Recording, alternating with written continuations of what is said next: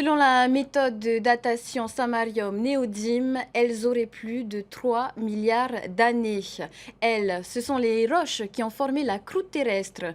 Un peu partout sur Terre, certains vouent une passion débordante aux minéraux. C'est le cas jusqu'à Raiatea avec Wilfried Sidol. Son portrait nous est brossé par Ouni Moufat. Qu'elles soient magmatiques, sédimentaires ou métamorphiques, les roches se déclinent sous de nombreux aspects.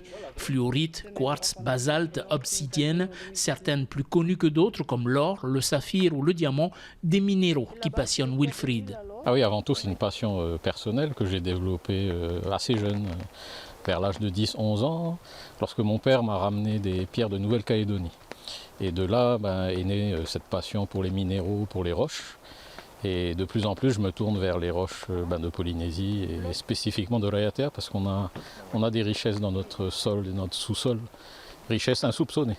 Ces minéraux, nous en rencontrons tous les jours, dans les croquettes, les allumettes, dans le goudron, nos couverts. Selon des chercheurs américains, il existerait plus de 10 500 combinaisons d'espèces minérales et plus de 6 000 minéraux. Il n'y avait pas meilleur endroit que le cratère de Farwa pour en discuter. Alors, les gabbros sont des roches magmatiques, plutoniques, qui sont spécifiques à notre volcanisme polynésien.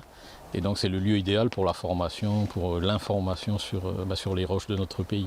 Le début d'une longue série de rencontres pour essayer de renouer avec le passé. Ce n'est que la première journée d'une série qui devrait nous mener vers ce qu'on appelle de l'archéologie expérimentale, c'est-à-dire le fait d'essayer de retrouver les techniques anciennes de fabrication des herminettes par exemple, des pénous, par des outils traditionnels.